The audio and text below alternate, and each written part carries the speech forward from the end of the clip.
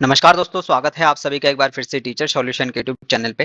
काशी हिंदू विश्वविद्यालय यानी कि बनारस हिंदू विश्वविद्यालय यानी कि जिसको हम बीएचयू बोलते हैं, उसमें आपकी टीजीटी, पीजीटी और आपकी पीआरटी की वैकेंसीज निकली हुई हैं। टोटल नंबर ऑफ वैकेंसीज की हम बात करेंगे और कौन-कौन एलिजिबल है इन वैकेंसियों में उसकी बात करेंगे। क्या बीएड पीआरटी के अंदर इसमें एलिजिबल है उसकी बात करेंगे और आपको फॉर्म ये भरना चाहिए नहीं भरना चाहिए हम उसकी बात करेंगे। क्या सैलरी रहती है, उन सारी चीजों पे बात करेंगे। ठीक है, चैनल पे नए हैं तो चैनल को सब्सक्राइब कर लीजिएगा और बेल आइकन को प्रेस कर लीजिएगा जिससे आपके पास वीडियो के नोटिफिकेशन आते रहे। तो चलिए फटाफट से वीडियो को स्टार्ट करते हैं और देखते हैं पूरा नोटिफिकेशन, पूरी डिटेल में सारी चीजें हम जानेंगे ताकि आपको चीजें पता चल जाएं। काशी हिंदू विश्वविद्यालय यानी कि बनारस हिंदू विश्वविद्यालय की तरफ से आपका ये फुल नोटिफिकेशन आपका दिया हुआ है, जो कि अभी हाल ही में 1-2 दिन के अंदर आया है। तो टोटल वैकेंसीज की अगर मैं बात करूँ, इसमें आपके प्रिंसिपल की पोस्ट की भी बात की गई है। तो प्रिंसिपल की अगर टोटल वैकेंसी की बात करूँ तो इसमें 12 वैकेंसीज टोटल आपकी देखने को मिल रही हैं। पीजीटी की अगर टोटल वैकेंसी की बात करूँ तो 8 टोटल वैकेंसीज ओनली इसमें देखने को मिल रही है और उसमें डिवाइड होकर ये सब्जेक्ट वाइज भी आपकी डिवाइड हो जाएंगी। ठीक है, टीजीटी की टोटल वैकेंसी की बात करूं तो 7 वैकेंसीज आपको देखने को मिल रही हैं जो कि सब्जेक्ट वाइज होकर डिवाइड हो जाएंगी। और पीआरटी की अगर मैं बात करूं तो 6 टोटल वैकेंसीज आपको इसमें देखने को मिल रही है। कुछ इस तरह का सैलरी पैकेज आपको इसमें देखने को मिलेगा, प्रिंसिपल का, पीजीटी का, टीजीटी का और आपको पीआरटी का। ठीक है, काफी अच्छी सैलरी है, लेकिन नंबर ऑफ वैकेंसीज अगर मैं बात करूं तो ना के बराबर ही है कहीं ना कहीं। ठीक है, कुछ यूआर की वैकेंसीज की अगर मैं प्रिंसिपल की बात करूं तो खाली जनरल कैंडिडेट के वैकेंसीज की प्रिंसिपल की वैकेंसी है। ना तो इसमें ईडब्ल्यूएस की कोई वैकेंसी है, ना एससी की, ना एसटी की और ना ही ओबीसी की। यानी कि आपको यहाँ पे कहीं ना कहीं जनरल में ही अगर आप प्रिंसिपल बनना चाहते हैं तो कहीं ना कहीं जनरल के लिए आपको अप्लाई करना पड़ेगा। बात करते हैं भाई पीजीटी की। पीजीटी अगर मैं हिंदी की बात करूं तो हिंदी में भी आपको सिर्फ ओनली एसटी की वैकेंसीज आपको देखने को मिल रही है। यानी कि यहाँ पे प्रॉपर जनरल कैंडिडेट तो बिल्कुल भी नहीं भर पाएगा क्योंकि उसके पास एसटी का सर्टिफिकेट नहीं होगा। ईडब्ल्यूएस भी यहाँ पे नहीं भर पाएगा और एससी भी इसमें नहीं भर पाएगा और ना ही ओबीसी। यानी कि हिंदी के लिए सिर्फ एसटी कैंडिडेट ही भर सकते हैं। यानी कि आप देख सकते हैं कि पीजीटी और टीजीटी में कितना घाटा रहता है एक बीएड के कैंडिडेट को। जहाँ पे कुछ चैनल आपको बताते हैं कि टीजीटी पीजीटी में आपके पास मौका है, तो देख लीजिएगा कि यहाँ पे अगर कोई हिंदी का छात्र है क्या उसके पास मौका है? बिल्कुल भी नहीं। इंग्लिश की चलिए बात करते हैं। इंग्लिश की अगर मैं बात करूँ तो जनरल कैंडिडेट की एक वैकेंसीज है, बाकी ईडब्ल्यूएस की नहीं है, एससी की नहीं है, एसटी की नहीं है, ओबीसी की नहीं है। तो खाली अगर आपको भरना है तो आप सभी के सभी इंग्लिश के बच्चे एक ही वैकेंसीज के लिए फाइट करेंगे, वो भी जनरल कैटेगरी के अंदर। ठीक है, मैथमेटिक्स की अगर मैं बात कर लूँ तो सिर्फ ओबीसी की एक वैकेंसी देखने को मिल रही है, जो कि फिर से भाई एससी वाला भी नहीं भर सकता, एसटी वाला भी नहीं भर सकता और ना ही जनरल वाला भर सकता है और ना ही ईडब्ल्यूएस वाला। ठीक है, तो वही है। तो बहुत ही बंपर भर्ती है कुछ चैनल के अकॉर्डिंग। ठीक है, चलिए इकोनॉमिक्स की अगर मैं बात कर लूँ तो फिर से ओनली 1 वैकेंसीज। ठीक है, साइकोलॉजी की अगर बात कर लूँ 1 वैकेंसीज, वो भी जनरल कैंडिडेट में। हिस्ट्री अगर बात कर लूँ तो एक वैकेंसीज और दर्शन की अगर बात कर लूँ एक वैकेंसी देखने को मिलती है। फिजिकल एजुकेशन में अगेन ओबीसी की एक वैकेंसी आपको देखने को मिलती है और फिजिक्स में आपको एससी की सिर्फ एक वैकेंसी देखने को मिलती है। तो आपको जिस तरह से बताया जाता है कि भाई टीजीटी पीजीटी में आपके पास बहुत मौका है, तो पीजीटी की सच्चाई तो आपके सामने आ गई है और ये काशी हिंदू विश्वविद्यालय की तरफ से है। और बहुत ही सारी संस्था ऐसी हैं, बहुत ही सारे इंस्टीट्यूट ऐसे हैं जो इसी तरह टीजीटी पीजीटी की वैकेंसी निकालते हैं। टीजीटी पीजीटी की वैकेंसी ज्यादा मात्रा में नहीं आती है और यही कारण है कि आज जो बीएड का छात्र है वो पीआरटी की वैकेंसी की मांग करता है और चाहता है कि पीआरटी में बीएड शामिल हो जाए। चलिए टीजीटी की वैकेंसी की बात करते हैं। इंग्लिश की अगर मैं बात करूं तो वो आपको देखो ओबीसी की एक ही वैकेंसी आपको यहाँ पे देखने को मिलती है। यानी कि जनरल भी नहीं भर सकता, ईडब्ल्यूएस भी नहीं, एससी एसटी कोई भी नहीं भर सकता है टीजीटी के अंदर। ठीक है, मैथमेटिक्स की अगर मैं बात करूँ तो 2 वैकेंसीज मैथ की आपको देखने को मिलती है यूआर कैंडिडेट में और यहाँ पे एसटी की एक वैकेंसी देखने को मिलती है और यहाँ पे ओबीसी की एक वैकेंसी आपको देखने को मिलती है। ठीक है, उर्दू में अगर मैं बात कर लूँ तो सिर्फ एक वैकेंसी, वो भी कैटेगरी में। संस्कृत की अगर मैं बात कर लूँ तो जनरल कैटेगरी में एक वैकेंसी और आपको ओबीसी में एक वैकेंसी। ठीक है, और सोशल स्टडी की बात कर लूँ जनरल कैटेगरी में एक वैकेंसी, ईडब्ल्यूएस में एक, एसटी में एक और यहाँ पे ओबीसी में 2। ठीक है, साइंस की अगर बात कर लूँ तो भाई एक वैकेंसी और यहाँ पे भी एक और यहाँ पे भी एक, यानी कि एक एक वैकेंसीज आपको देखने को मिले। हिंदी में बात कर लूँ टीजीटी की ओनली जनरल कैटेगरी की एक वैकेंसी। होम साइंस की बात कर लूँ अगेन जनरल कैटेगरी एक वैकेंसी।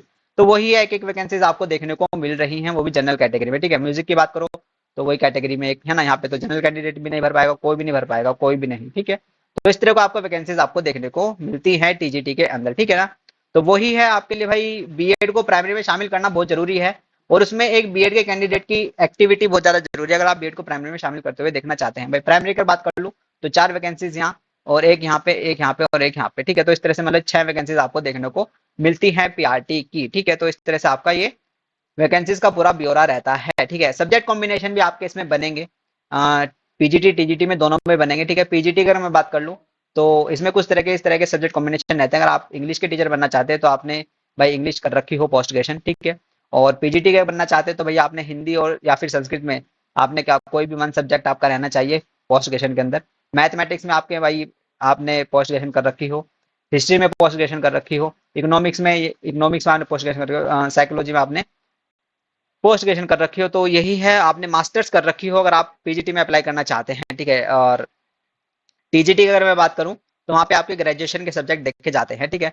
तो टीजीटी की एसेंशियल क्वालिफिकेशन की अगर हम बात करें तो वही है संस्कृत में भाई आपका संस्कृत एज अ एक सब्जेक्ट आपका होना चाहिए, 3 सब्जेक्ट में से संस्कृत तो आपके पास होना ही होना चाहिए अगर आप संस्कृत के टीचर बनना चाहते हैं। प्लस आप अपनी वैकेंसीज भी देख लीजिएगा उसमें है या नहीं।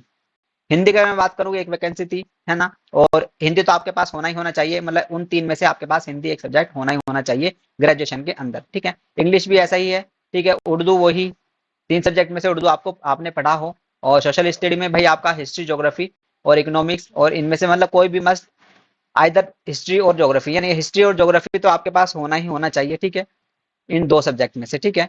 और मैथ की बात कर लूँ तो मैथमेटिक्स तो आपके पास होना ही होना चाहिए। बाकी ये जितने भी सब्जेक्ट हैं फिजिक्स से लेके स्टैटिक्स तक, इनमें से कोई भी दो, और मैथ तो कंपलसरी है ही, तब जाके आप मैथ के टीचर बन पाएंगे, एलिजिबल रहते हैं, ठीक है ना। और बात कर लो भाई साइंस की, जूलॉजी, बॉटनी और केमिस्ट्री भाई होने होने चाहिए, ठीक है। अब यहाँ पे तो फिजिक्स वाला नहीं भर पाएगा, ठीक है ना। तो इस तरह से कुछ आपके सब्जेक्ट कॉम्बिनेशन है, ठीक है। तो वही है भाई सारी चीजें आप लोगों को मैंने बता दिया, ठीक है। बीएड एलिजिबल है आपका टीजीटी और पीजीटी के लिए, और पीआरटी के लिए जो एलिजिबल है वो ओनली इसमें कौन है, डीएलएड कैंडिडेट उसमें एलिजिबल हैं। तो वही है भाई, भविष्य में आप देखते हैं अगर पर्टिकुलर राज्य टू राज्य अगर मैं बात कर लूँ तो वही है भाई, ज्यादा वैकेंसीज आपको पीआरटी के अंदर ही दिखाई देती हैं, ठीक है ना। क्योंकि बहुत ही कम वैकेंसीज आपको टीजीटी पीजीटी में आपको दिखाई देंगी, कहीं भी आप चले जाइएगा तो बहुत ही नाम मात्र वैकेंसीज आपको टीजीटी पीजीटी की आपको देखने को मिलेंगी, ठीक है ना। तो वही है, तो जैसे कि मैंने आप सभी को बताया, फिर से अगेन मैं बता देता हूँ कि जैसे कि बहुत सारे चैनल कहते हैं कि टीजीटी पीजीटी की तैयारी करिएगा, और एक जागता उदाहरण बीएचयू का आप लोगों के पास है कि कितनी नंबर ऑफ वैकेंसीज आपको टीजीटी पीजीटी में देखने को मिली हैं, एक एक वैकेंसी और कहीं कहीं तो जीरो, है ना। वही है, तो क्या ये मौके हैं, क्या हम इनको मौके कहेंगे? नहीं, ये मौके नहीं होते हैं, इस तरह का कोई मौका नहीं होता है। लेकिन कहीं ना कहीं जो राज्यों में पीआरटी की वैकेंसीज आती हैं लाखों हजारों में, तो वो कहीं ना कहीं एक मौका बनता है एक छात्र के लिए, है ना। तो वही है भाई, बीएड को पीआरटी में शामिल करने के लिए भाई आपके पास मौका है, जो कि 2 जुलाई को आपका आंदोलन हो रहा है, कहाँ, दिल्ली एमएचआरडी।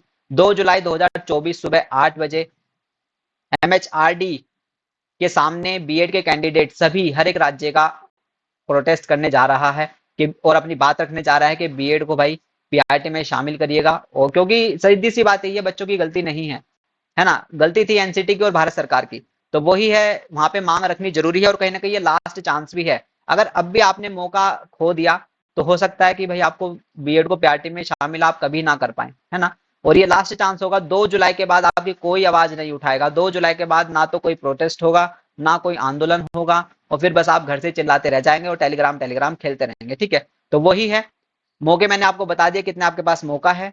तो बीएड को पीआरटी में शामिल करने के लिए हर एक राज्य का कैंडिडेट जरूर आए आंदोलन में 2 जुलाई को एमएचआरडी दिल्ली, ठीक है। और सुबह 8 बजे सभी के सभी अपनी उपस्थिति दर्ज कराएं। जितनी, एक चीज का ध्यान रखिएगा, जितनी ज्यादा संख्या आपकी होगी, ठीक है, उतना ही ज्यादा इजीली बात अपनी आप एमएचआरडी तक पहुंचा पाएंगे। लेकिन अगर होगा कि आप आते हैं सिर्फ 50 की संख्या में या फिर 80 की संख्या में, तो कोई भी फायदा नहीं है, ठीक है ना। आप सोचेंगे कि कुछ ही कैंडिडेट जाके वहां पे आपकी बात रख दे, ऐसा नहीं होता है, ठीक है ना। कम से कम 500 हजार की संख्या में अगर आप लोग हैं तो हो सकता है इजीली आप लोगों की बात वहां पे सुन ली जाए, है ना, ताकि उनको लगे कि हाँ बीएड सच में पीआरटी में शामिल होना चाहता है, बीएड के कैंडिडेट जो हैं वो सच में ही परेशान हैं। उनको कब पता चलेगा? जब आपकी संख्या ज्यादा होगी, आपकी संख्या ही वहां पे साबित करेगी कि आपको क्या रिजल्ट मिलने वाला है। अगर आप आते हैं 80 या 50 की संख्या में तो कुछ नहीं होने वाला, और ये लास्ट लड़ाई है, फिर से मैं ये कह रहा हूँ। तो प्लीज मेरी रिक्वेस्ट है कि आप लोग सभी जरूर आइएगा, मिलते हैं 2 जुलाई को एमएचआरडी की तरफ, ठीक है। और जिसे लग रहा है कि अपना टीजीटी पीजीटी में बहुत मौका है, वो अपना बीएचयू का फॉर्म अपना भर लीजिएगा, अपना सब्जेक्ट कॉम्बिनेशन देखते हुए, ठीक है। तो चलिए वीडियो को इतने रखते हैं, बाकी ज्यादा से ज्यादा शेयर करिएगा, क्योंकि इसमें वीडियो में आपकी दोनों चीजें हैं, एक वैकेंसी के पास आपके पास कितना मौका है, और अगर आप पीआरटी में शामिल हो जाते हैं तो क्या आपके पास फिर सच में ही मौका है, ठीक है। तो चलिए इतना ही रखते हैं, बाकी अपना ध्यान रखिएगा, जुड़े रहिएगा, चैनल पे बने रहिएगा, अपना ध्यान रखिएगा, पढ़ते रहिएगा। मिलते हैं 2 जुलाई को दिल्ली एमएचआरडी सुबह 8 बजे। नमस्ते, टाटा, थैंक यू, धन्यवाद।